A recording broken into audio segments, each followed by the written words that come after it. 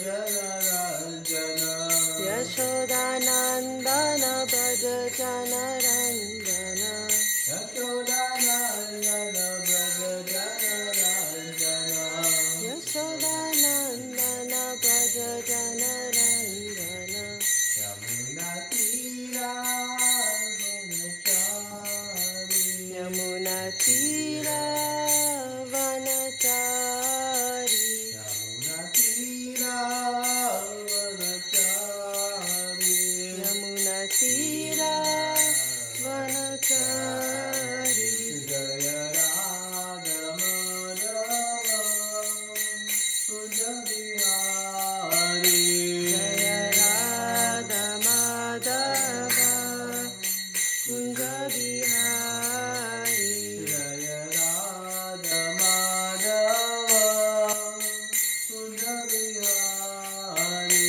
Jaya Radha Madhava Kunja Bihari Gopi Jana Vallabha Shivaradari Jaya Gopi Jana Vallabha Girivaradari Jaya Shodanandana Braja Jana Jana Yashodanandana Braja Jana Ranjana Yamuna Tira Vanachari Yamuna Tira Vanachari Jaya Radha Madhava Kunja Bihari Jaya Radha Madhava Kunja Bihari Jaya Radha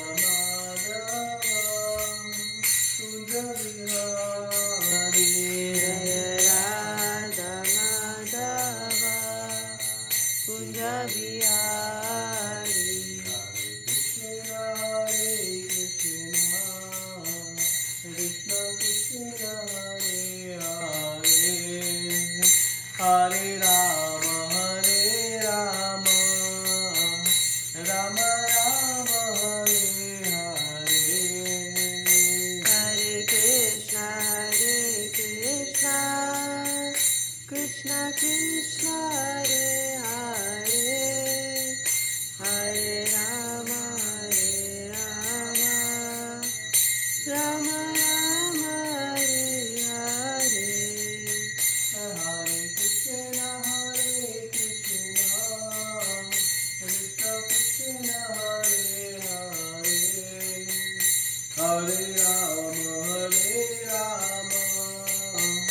Rama Rama Hare Hare Hare Krishna Krishna Krishna Hare Hare Hare Rama Rama Rama Hare Hare Hare Krishna Krishna Krishna Hare Hare Hare Rama Rama Rama Hare Hare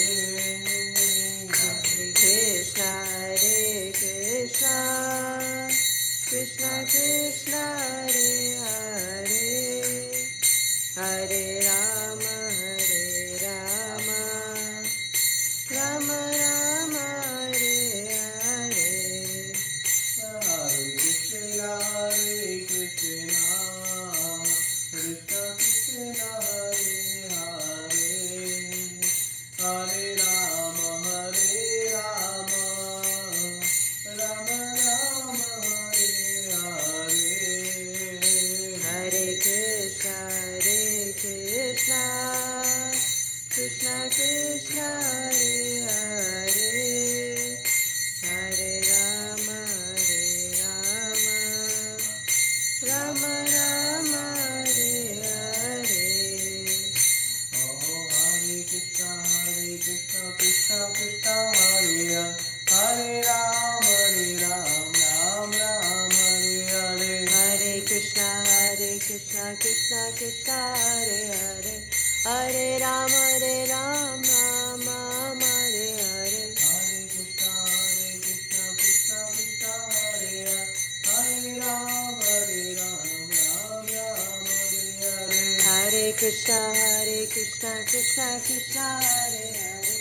Hare Rama, Rama Rama, Hare Hare. Hare Krishna, Krishna Krishna, Hare Hare. Hare Rama, Ram Ram, Hare Hare. Hare Krishna, Krishna Krishna, Hare Hare. Hare Rama, Rama Rama, Hare Hare.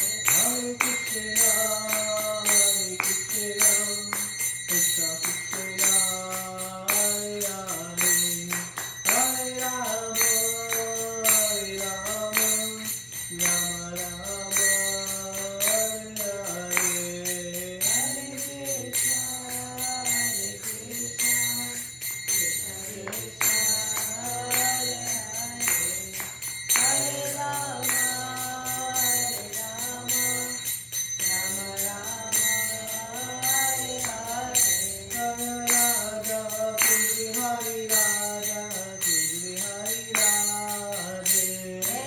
Radha Kunji Hari Radha Kunji Hari Radhe. Radha Kunji Hari Radha Kunji Hari Radhe. Radha Kunji Hari Radha Kunji Hari Radhe. Jaya Jagannatha Jaya Jagannatha Jaya Aladeva Mai Subhadra. Jaya Jagannatha Jaya Jagannatha Jaya Baladeva Mai Subhadra. Jaya Jagannatha Jaya Jagannatha Jaya Aladeva Mai Subhadra. Jaya Jagannatha Jaya Jagannatha Jaya Baladeva Mai Subhadra. Jaya Shri Nath Ji Jaya Bal Gopal Jaya Shri Nath Ji Jaya Giri Govardhan. Jaya Shri Nath Ji Jaya Bal Gopal Jaya Shri Nath Ji Jaya Giri Govardhan. Jaya Gauranitai Jaya Gauranitai Jaya Gauranitai Jaya Gauranitai. Jaya Gauranitai Jaya Gauranitai Jaya Gauranitai Jaya Gauranitai. Jaya Prabhupada Jaya Prabhupada Jaya Prabhupada Jaya Prabhupada. Jaya Prabhupada Jaya Prabhupada Jaya Prabhupada Jaya Gurudeva Jaya Gurudeva Jaya Gurudeva Jaya Gurudeva. Jaya Gurudeva Jaya Gurudeva Jaya Gurudeva Jaya Gurudeva. Hari Bol, Hari Bol, Hari Bol, Hari Bol, Hari Bol, Hari Bol.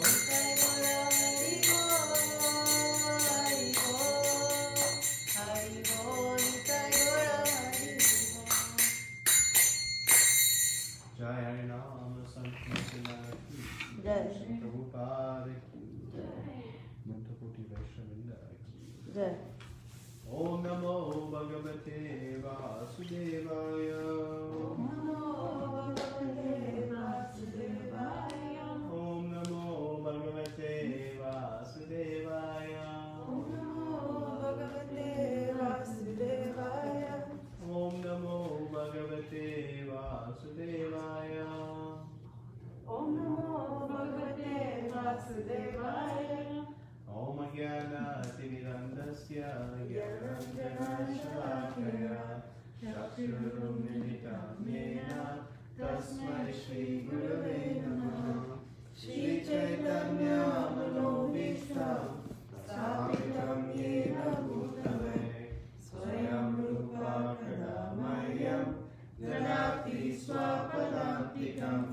Vandeham Shri Guru Shri Yuta Parakalam Shri Gurun Vaishnavamscha Shrirupam Sagajatam Sagana Raghunatham Tam Sajivam Sadvaitam Savadutam Varijana Sahitam Krishna Chaitanya Devam Shri Radha Krishna Padan Sagana Lalita Shri Vishakambhitamsha He Krishna Karuna Sindhu Deenabandhu Jagatpate Gopesha Gopika Kanta Radha Kanta Namostute Tapta Kanchana Gaurangi Radhe Vrindavaneshwari Vrishabhanusute Devi Pranamami Hari Priye Vancha Kalpatarubhyascha Kripa Sindhu Bhayevacha Patitanam Pavanebhyo Vaishnavebhyo Namo Namaha Namo Vishnupadaya Krishna Prasaya Bhutale Srimate Bhaktivedanta Swami Iti Namine Namaste Saraswati Deve Gauravani Pracharine Nirvishesha Shunyavadi Pashakya Deshatarine Jai Shri Krishna Chaitanya Prabhu Nityananda Shri Advaita Gadadhara Srivasavi Gaura Bhaktavrinda Hare Krishna Krishna Krishna Hare Hare Hare Rama Rama Rama Hare Hare.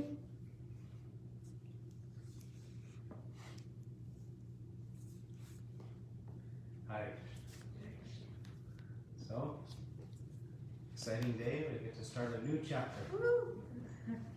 What chapter are we reading? 14. Good job. So, and what is the title of chapter 14? The three modes of material nature. Three modes of material nature. So, these chapters 14 through 17 are expanded upon from what Krishna spoke in the 22nd verse of the prior chapter. So chapter 13 is a bit of an introduction to the remainder, the final section of Bhagavad Gita. And in the 22nd verse, Krishna said, the living entity in material nature thus follows the way of life, enjoying the three modes of nature. This is due to his association with the material nature. Thus he meets with good and evil among various species. So here, Krishna is explaining that the living entity, the jiva, we know it is distinct from matter, from its body. It is spiritual. We spoke at the end of the 13th chapter that the living entity is always pure. Right? It is never contaminated.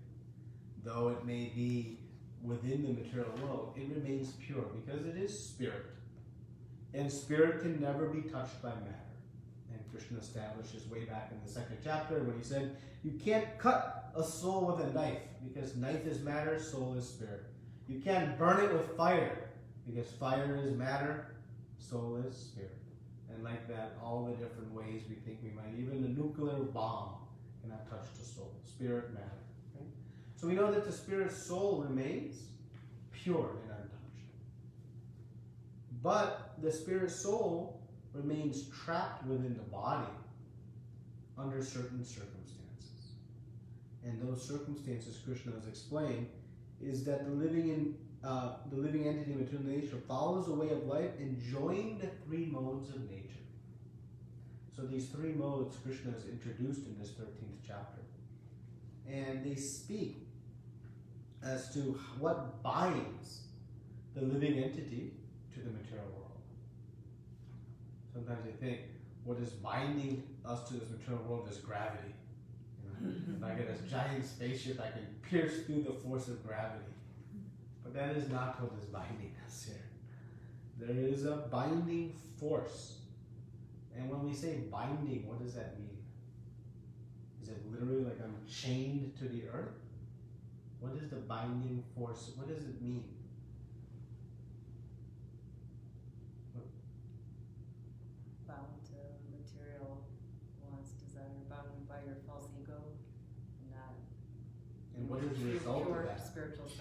What is the result of being bound? Cycle of birth and death. Cycle of birth and death, right? So Krishna says, thus he meets with good and evil among various species. So various species refers to that he is having so many different life forms, right? And in this verse, Krishna explains how he meets different life forms. Is it randomly? Is it random that we got this human form of life? Is it random that the dog got the dog form of life? So what is it based on? Desires and qualifications. And our past activities. Those desires come from past actions in the material world. So specifically those activities that we talk about, now Krishna is going to really break those activities down. And there are activities in the mode of goodness, there are activities in the mode of passion, and there are activities in the mode of ignorance.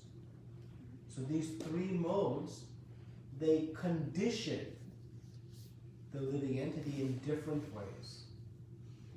And based on one's conditioning, one participates in different types of activities.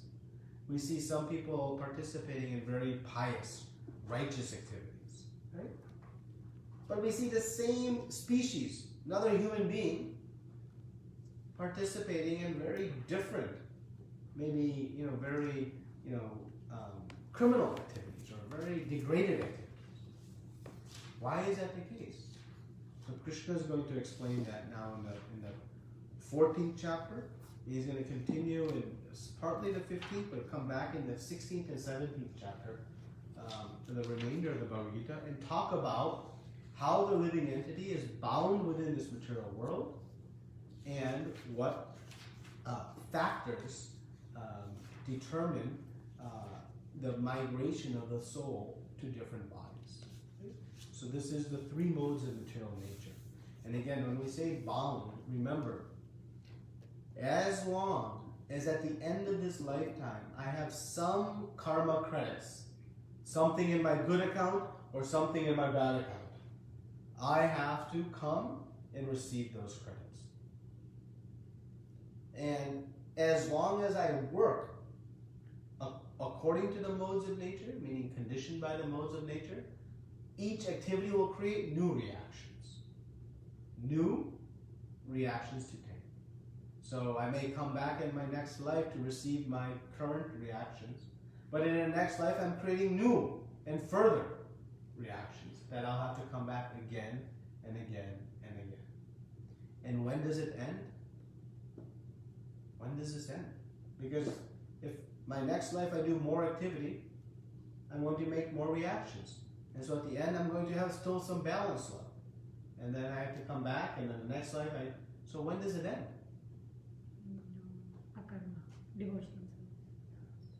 When we stop working according to the modes of material nature. When we transcend or go beyond the modes of material nature. When we transcend the modes of material nature, then no more reactions are created. Then one can empty their balance and return home back to God. So the main conclusion of this 14th chapter is how to transcend the modes. So first, we're going to understand, how is it that I'm bound? I have to first understand and acknowledge I am bound. If I don't think I am bound, then I'll make no effort to become unbound.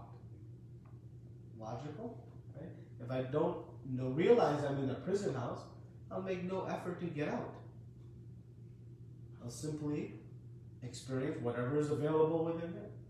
And that is the conditioned soul, thinking this material world is the end-all be-all. Well, in fact, it is no foolish to think that as it is for a prisoner to think, oh, I'm doing very well in this prison. No need to get out. Somebody from the outside seeing that would think, wow, that prisoner is very foolish. But the conditioned soul in the material world, who makes no effort to try to transcend the modes, is no different than a prisoner wanting to find a comfortable life within the prison house. It's no different. So, this is the conclusion Krishna is going to tell us, is how to transcend the modes, how to begin to work beyond the modes. So first we'll understand how they're binding us, we'll see the different symptoms, and Krishna will get very specific. What types of foods people eat in different modes, what type of things they listen to, what time of day they are active. Very practical information we'll see in this whole section to be able to really carefully diagnose which modes I'm in. Because if I diagnose where I'm at, I can elevate my modes, come to ultimately to the mode of goodness, and from the mode of goodness, I can transcend. One can only transcend from the mode of goodness. So just like a plane, if a plane wants to take off in the sky, it has to first find the runway. It cannot take off from any old place, right? It needs a runway that's long enough, straight enough, smooth enough that it can accumulate the speed to then go into the sky. So the plane has to find the runway. Like that living entity has to find its way to the mode of goodness. And from there it can transcend. But a plane finding its way to the runway and then just staying there, was there any accomplishment in finding the runway? No, it must transcend. So living a life, even in the mode of goodness, we'll see, is not very palatable. It doesn't really accomplish much. Maybe better or closer. But the point of coming to the mode of goodness, like the point of coming to the runway, is to transcend. And so Krishna is going to explain that to us. And anybody want to take a wild, wild guess? What is the process to transcend the modes of nature? Chanting. More broadly said? Krishna consciousness. Bhakti yoga. Devotional service. By devotional service, one can transcend the modes. Means work beyond the modes. Right? So that's the chapter we'll see. So let's read the first verse and discuss a little bit further.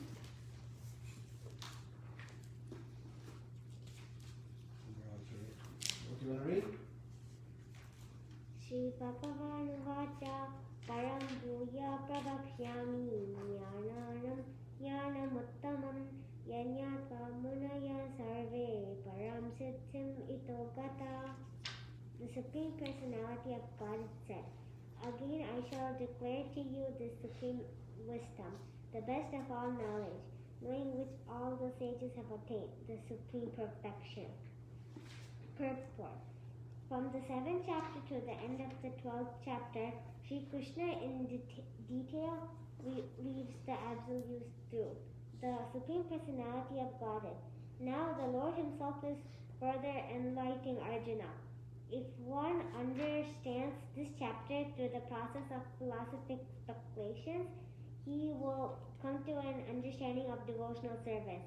In the 13th chapter, it was clearly explained that by humbly developing knowledge, one may possibly be freed from material entanglement. It has also been explained that it is due to association with the modes of nature that the living entities entangled in the material world.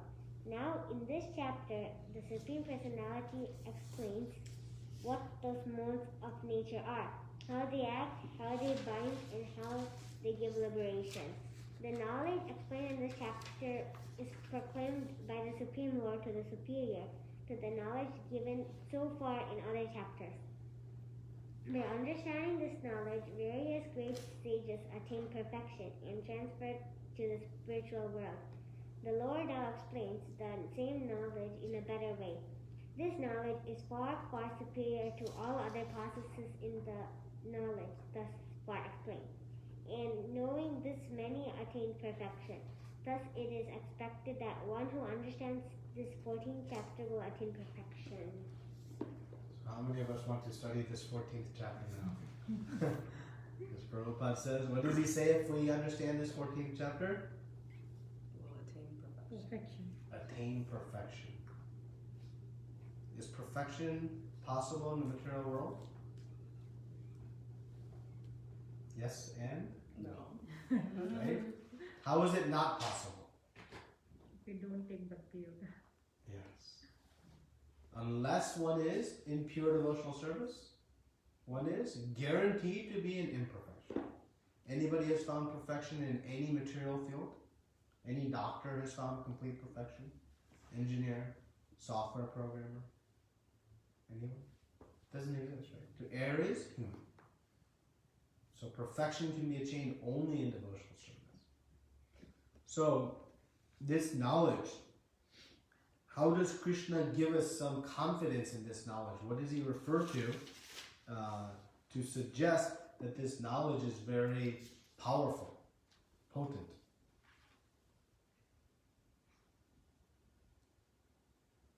Because of this, various great sages attained perfection and transferred to the spiritual world. If we look at a university, what makes the university so desirable for one to attend it? The logo? The name of the school? You get a lot of knowledge from it. You can But I can get knowledge from it, but what happens, what leads me to become attracted to that university to want to attain it? The people who What does that graduated from it.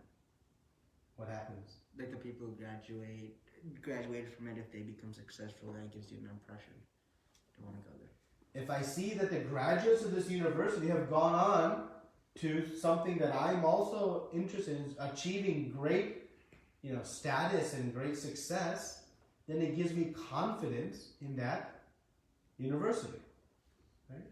Because can I test whether this university is teaching properly or not? Do I have any means on my own to test? I don't know what they're teaching. I'm going to learn. But what I can do is I can ascertain what kind of success those who have acquired this knowledge from this university have achieved. And by that I can evaluate the merits of this university. Make sense? So Krishna, though he needs no need to qualify the knowledge he gives, but he is the supreme source of all knowledge, still, he gives us a nugget here. It says, all the sages, not some, he says all the sages have attained the perfection or transferred to the spiritual. but how does Krishna describe the type of perfection? He says in the verse itself, supreme perfection. So not only perfection, but the supreme perfection. Right? So this knowledge is very valuable. Knowledge is valuable if it allows us to accomplish something with it. Right? So otherwise it just becomes some piece of information. But knowledge has value when it is applied. So we need to know how to apply this knowledge. And again, what is the core, the conclusive information that Krishna is going to give us in this chapter about the three worlds? What's he going to tell us? The most important piece? How to get free from entanglement. How to get free from entanglement of the modes of material nature. How many of us see the modes of nature impacting us on a daily basis? We don't see them. And therein lies the problem. The prisoner at least can see the bars. They can see the restrictive perimeter of the fencing. They can see beyond. And so they have very clear understanding that they are bound. But unless one uses some intelligence that has been given in this human form of life and begins to ask and inquire of these questions, one will never see, even in the human form of life, that we are bound. We may not be bound by physical shackles, But rest assured and know conclusively we are bound. And what are we bound by? 3 modes of material nature. They are binding us to this material world because they inspire us to act in different ways, and those actions create reactions, and those reactions lead to another birth, then more reactions, which means we never leave. So the bondage, the bind, is that one continues in the cycle of birth and death, old age and disease, until one begins to see how to become free from this bondage. So this knowledge now, can we ascertain, is very important? Very important, right? So Krishna says this supreme wisdom, right? So this is very high knowledge. Now, we saw in the beginning of chapter 9, in the beginning of chapter 9, Krishna establishes, anybody remember the title of chapter 9? Most confidential knowledge. And Krishna describes this most confidential knowledge in the 2nd verse of chapter 9. Anybody remember what he calls it? Secret. Huh? Raja. Raja Vidya. Raja means? Kingdom. King, and Vidya means? Knowledge. The king of all knowledge. So how is this supreme to that? He's already given the king of the highest of all knowledge, the Raja Bhuya, most confidential, the most purifying, pavitra mina uttama, most purifying knowledge. So, our Acharya's comment that this knowledge is the best in relation to about the 3 modes of nature, about the Kshetra and Kshetriya. So as Krishna introduced or spoke about it in the 22nd verse of the last chapter, he's now giving more conclusive knowledge about these 3 modes. And knowing this, of course, one will achieve perfection. That is what Prabhupada tells us in the end, right? So now let's discuss a little bit about this term philosophical speculation. Now, Prabhupada writes about philosophical speculation. Now we have seen, is it good to engage in mental speculation? It's good to engage. What is mental speculation? Without using the words itself, what is mental speculation? Will it happen or not? Will it happen or not? Thinking on it. Okay, so will it happen or not? Thinking about it through our own mind and intelligence. Yeah. Any other aspects of mental speculation? What does it mean? Not taking authority. Not taking authority. And so, what authority are we taking? We're taking some authority. Guru's scriptures. Our own authority, right? Our own. What did you say? Making conclusions based on our own experience. Making conclusions based on our own knowledge. That ultimately is the mental speculation. And when it comes to the mental speculation and conclusion of shall I eat a rasgulla or a gulab jamun, is it okay to have some mental speculation on that aspect? It's okay to let the mind speculate and decide which one to eat, rasgulla or gulab jamun. I would suggest gulab jamun, but that is my mental speculation. Of course, these are all offered to Krishna, so it is divine. So the point is, in such a matter, mental speculation, okay. Why is it okay in that type of a matter? Are the consequences high? No. Are the stakes very severe? A wrong decision can lead to disaster? No. Then it doesn't matter so much, right?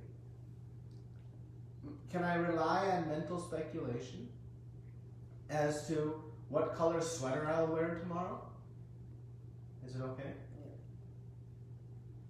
Yeah, why not? The consequences of such decisions are not so Is it okay to use mental speculation to determine where I'm going to go in my next life?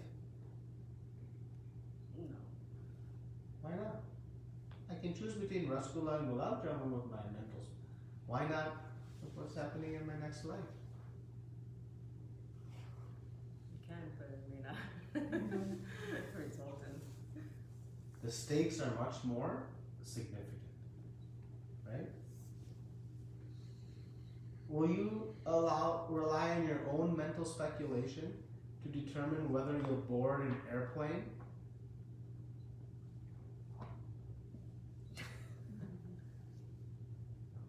Will you board the airplane only on your own mental speculation? What you know about it? You rely on some other authority to validate that this is a safe plane. The pilot has knowledge of how to fly. All the equipment is there, fuel is there, directions are there. Because your own speculation isn't. So you surrender your mental speculation to some other authority. Why? Are you going to let that same authority let you choose between Rasgulla and Gulab Jamuns? The stakes are higher. Right?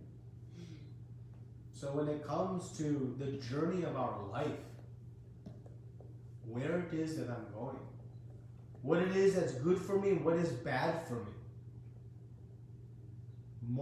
everyone is making that decision. What is good for me and what is bad for me? On what basis? Their own mental speculation. It's all mental speculation. I believe this to be good for me. And it's all on the platform of the body. What's good for my body? Right? But is that a wise way to help dictate which activities I'm going to do today, tomorrow, and the next day?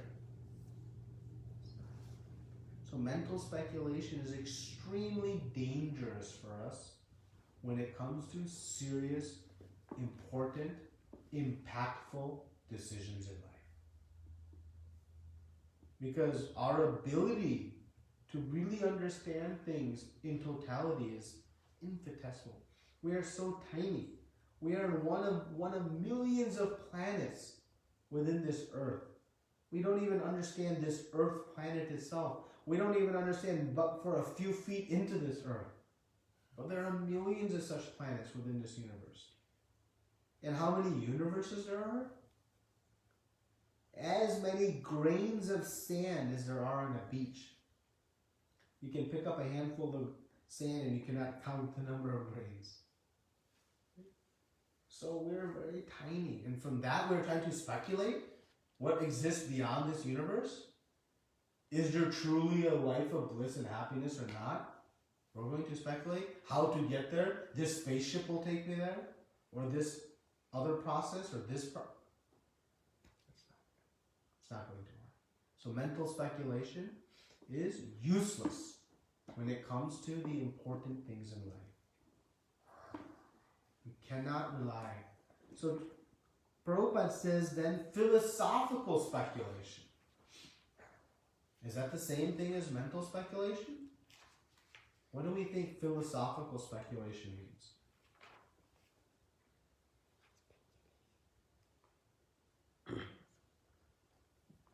Assuming what philosophy means. Hmm? Assuming what the scriptures are trying to convey. Okay.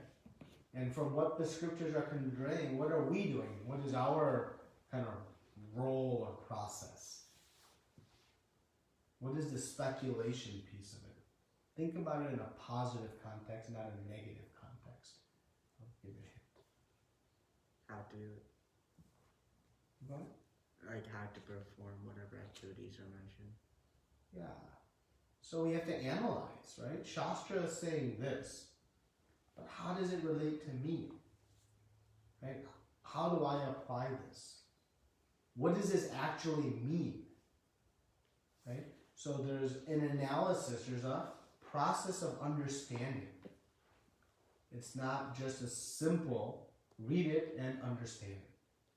So when Prabhupada talks about philosophical speculation, and he describes this very clearly in a conversation with a devotee he was speaking with, and this is in one of the letters Srila Prabhupada has written, and he defines it that philosophical speculation means to contemplate and evaluate and to try to understand what is contained within the Shastra and what is spoken by Guru. So to try to, understand it and apply it. Now, our mode is to fully accept what is spoken by Guru and Krishna, because we know that to be perfect, without flaw. But still, we can work to understand the why behind it. It should not require the why to act, because we should have full faith. Yes, this is going to work. This is perfect. But to be able to understand the why will solidify our faith and increase our faith. So it's not about blind faith, Prabhupada always would say. It's not about blind acceptance. It should be informed. Right? But having strong faith that this knowledge that is coming from Krishna through Guru Parampara is perfect. And by it, one will achieve supreme perfection. Okay? So that's an important distinction on this speculation. So we should be very careful, because as soon as we mental speculate, whatever conclusion we come to is useless. And the reason it's useless, we can't be certain it's right.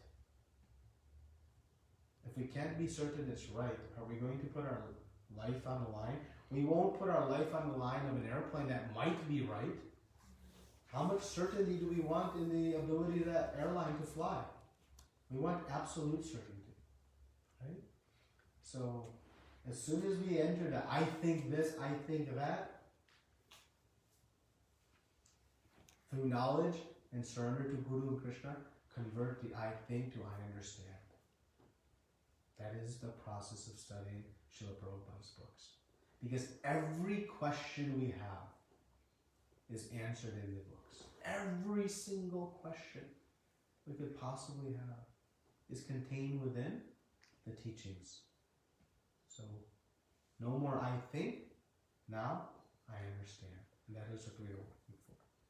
And so that's the process. And again, the sages, who have much more knowledge than us, have relied on this process. The wise sages did not mental speculate. They did not try to figure this out on their own, and they are much, much more potent than us. They relied on the knowledge coming ultimately from Krishna. Up to Lord Brahma. When Lord Brahma appeared on the lotus flower, he had no knowledge. He didn't know what to do.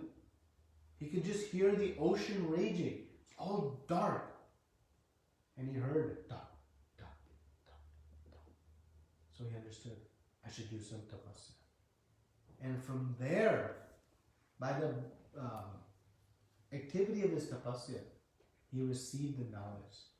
Tene Brahma Hridaya. Brahma will receive the knowledge in the heart from Krishna. So even Lord Brahma could not mental speculate. He had the opportunity. So that this is the process. So we will approach this 14th chapter in the mood to understand this wonderful knowledge and get very practical guidance on the three modes of material nature. So what are the three modes again? Goodness, Goodness, passion, and the third one? ignorance. Okay. And there are sattva gun, Rajagun. rajogun, and tamogun. Right? And is the mode of goodness in devotional service? Huh? No. Why is it not in devotional service? Because it doesn't transcend. It's not transcend. Transcend means transcend matter. Mode of goodness is also within material nature. It is one of the three material modes. Devotional service is purely spirit. Spirit and matter do not mix. Like oil and water. I've only said that once or twice. Yes, like oil and water. They don't mix. Right? So we'll be very careful when we hear about mode of goodness activities, following even Shastra. There is mode of goodness in following Shastra.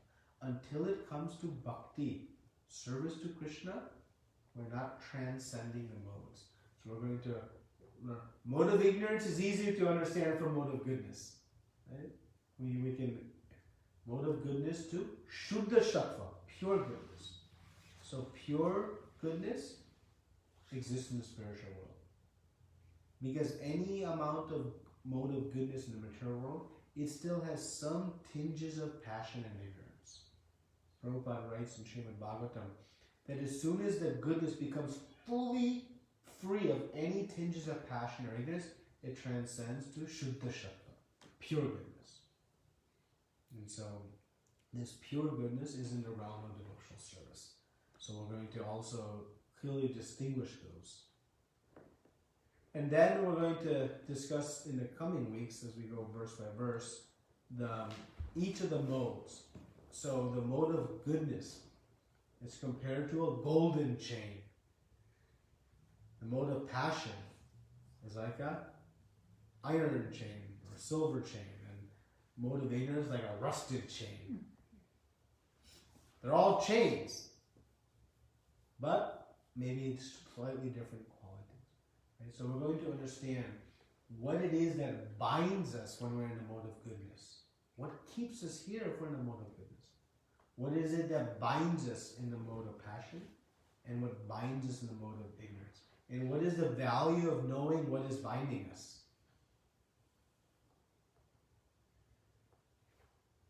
What is the value of knowing what is binding us? Then we know how to snip. We know how to cut it. Right? We know how to unbind ourselves. Right? So that's what we'll be discussing as we move on from this supreme wisdom. Okay? Any questions or comments, discussion? Okay? Yeah.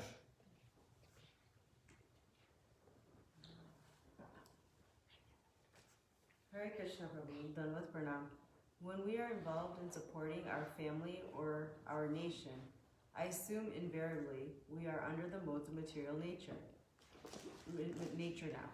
When we are involved in devotional service, along with this supporting activity, what would be the visible symptoms one can realize that they are transcending beyond three modes of material nature? Well, stay tuned is the short answer, because Krishna is going to give that exact answer to Arjuna. He's going to explain how to transcend, that's in the 26th verse, and then he's going to give the symptoms of one who has transcended. So how do we know if one is transcended? So he'll give those, but I'll answer it now here in a little bit, or in brief. So when it comes to, very rightfully explained that when it comes to things like, material life with the family, when it comes to, society and nation, that has the potential to be in the mode of goodness, material work. But one who knows how to make that activity into a transcendental activity has great knowledge. So when one is working for their family and supporting their family, if the family is engaged in spiritual life, then that activity is devotional service. Because it's direct service to Krishna. Because we are enabling Krishna's lost children to also reconnect with their Supreme Father. What could be more pleasing to Krishna than engaging one's family members in devotional life? Because now more of Krishna's lost children are becoming connected to him. So actually it's the most pleasing activity. So family life has a great opportunity for us to engage in devotional service. Bhaktisiddhanta Thakur said, I would have 100 children if I could raise pure devotees. He was a lifelong brahmachari. Bhaktivinoda Thakur was a great grihastha, family man. and considered our seventh Goswami. Right? So, family life is an extraordinary and wonderful opportunity to serve Krishna. But one's motive in supporting and serving the family must be centered from Krishna. We have to bring Krishna into the center. Sometimes we try to bring material desires into the center, and that's where things fall down. So, yes, we have to educate family, we have to get them married, we have to help them support things. All that's great with Krishna in the center. All those activities then become devotional service, right? So, what Krishna gives in Bhagavad Gita is practically how to perform all of these, so-called activities that we may previously have been doing, which were fully within the modes of goodness, passion, ignorance. And by bringing Krishna into the center of that objective, those same activities now become transcendental. Right? So the simple symptom is Krishna still in the center of that activity? Remember, making Krishna the center of activity doesn't mean that I am my whole day in the temple. That would be ideal, but that's not practical. We may have to go to the office and punching away at the keyboard. How do I make that devotional service? It's not going to be devotional service by wearing a dhoti kurta to the office. That's not going to make it devotional service. What's going to make it devotional service is, what am I going to do with the results of that punching on the keyboard? And Prabhupada also writes in Srimad Bhagavatam that as soon as one offers the fruits of its work to Krishna, that endeavor, whatever endeavor was taken to create the fruits, becomes devotional service. So he's explaining, Krishna doesn't need opulent temples. But who needs opulent temples? We need the opportunity to surrender the fruits of our work. Krishna is not going to be any lessened if they don't exist. But by all of us being able to support through surrendering the fruits of our work, we are making that office life also Krishna consciousness. So we need it. We need the medium by which we can surrender the fruits of our work productively. If we surrender the fruits of our work to our sense enjoyment, then it will be a material activity. So it is not the activity itself, whether it's raising family, whether it's going to the office, whether it's serving society or nation. It is what is the ultimate objective of that activity. That's what will determine whether it is transcendental or not. So we'll learn and discuss how to bring Krishna into the center of everything. And remember, when you water the root of the tree, then and only then are all the branches nourished. And that is a prime instruction Narada Muni gives in Srimad Bhagavatam also. Okay? Another question? Hare Krishna Prabhu, one more question. As long as when we are under the three modes of material nature, do we continue to make good and bad karmas, Prabhu? When we transcend beyond three modes of material nature, do we still create karma as long as we are in this material world? Good question. So as soon as you transcend to devotional service, there's no karma. That is called akarma, as Mataji mentioned earlier. Akarma, a means none. So the activity is there, but there's no reaction. Why? Because now Krishna is the center of the objective. So we accrue no karma. So akarma is achieved not by stopping activity. Because even if I try to stop, I still have to breathe. I still have to eat. I still have to move around. And all of that will create some karma. The only means to akarma is to do it for Krishna. So as soon as my activities are being done for Krishna, I have no reactions, good or bad. And what we'll see, what we call as good reactions are also bad. Why are good reactions bad? We get mixed but to enjoy it. We're still stuck here. I may have the A-class jail cell, but I'm still in the jail cell. So ultimately there's no such thing as good reactions. All reactions are ultimately bad. Of course, good reactions are better than bad reactions, Pious activities are better than impious activities, of course, but better than pious activities are bhakti. Because there you truly become free from all reactions. Right?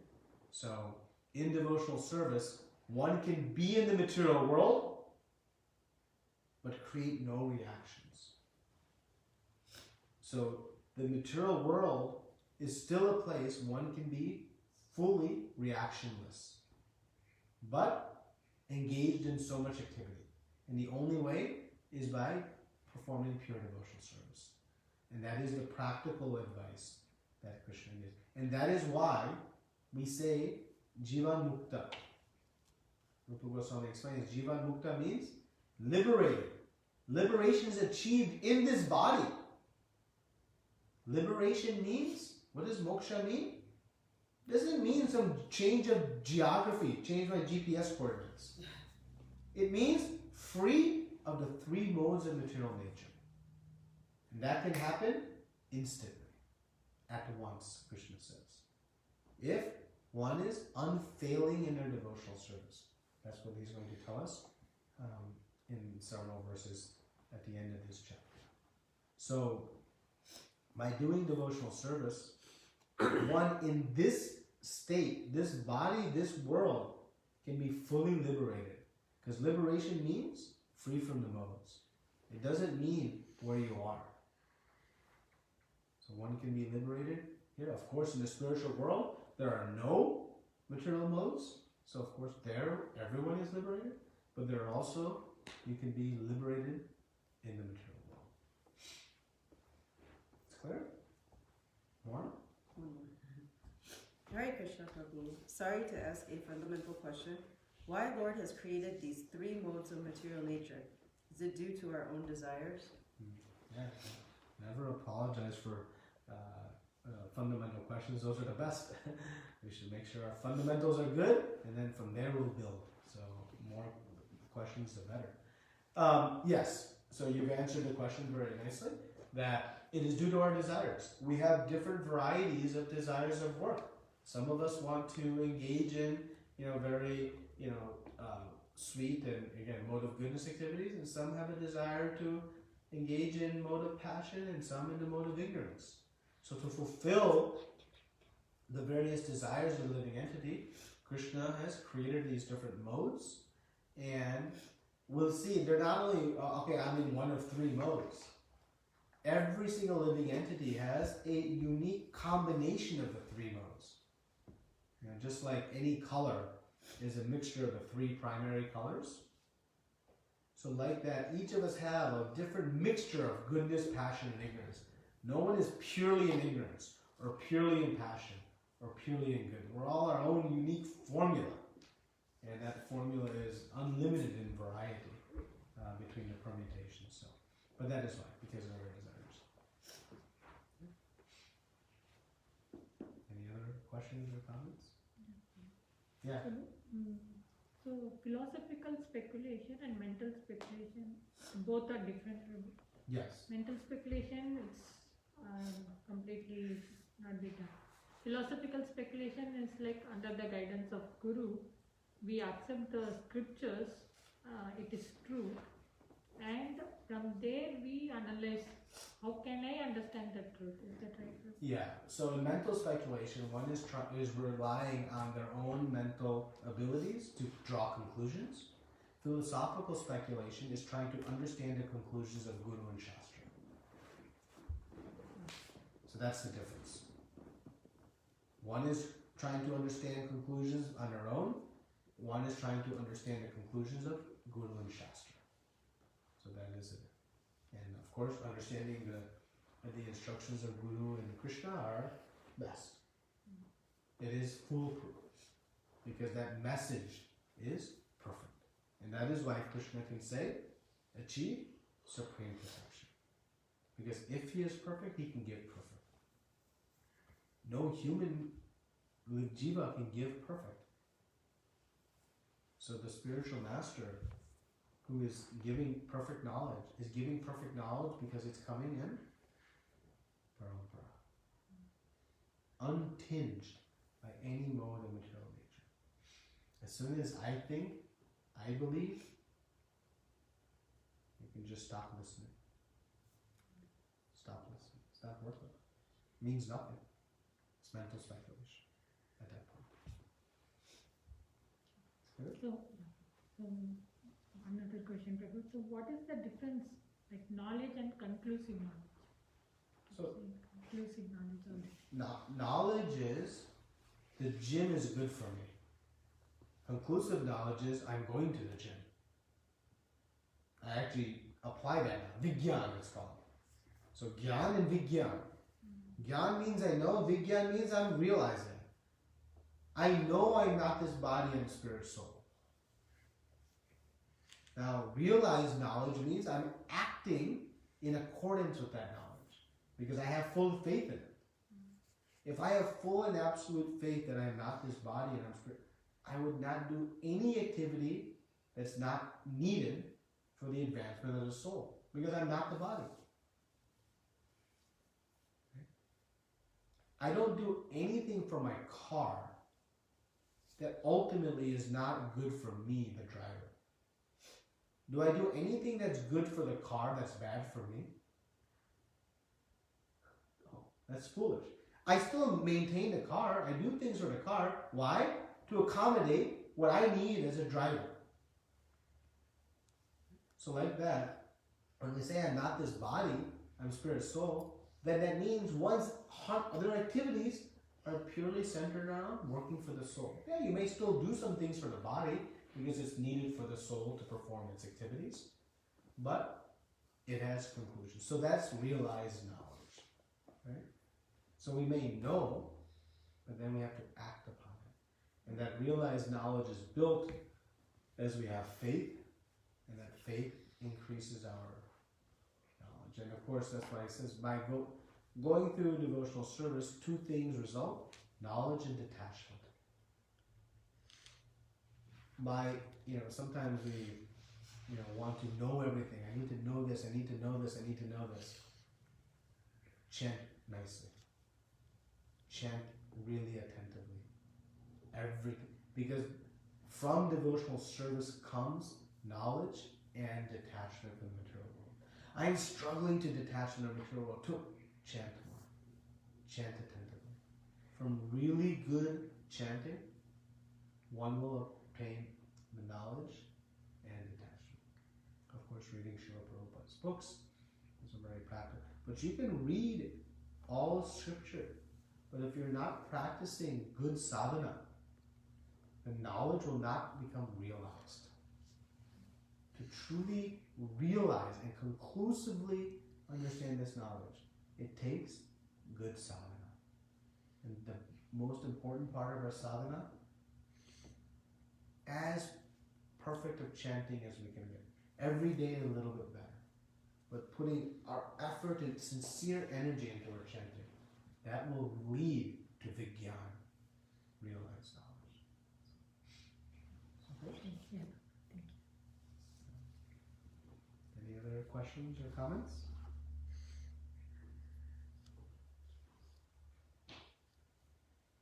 Okay, are we okay? Okay. So let us chant and pray to Krishna that the supreme wisdom will become supremely manifested in our consciousness. Srila Prabhupada ki jai.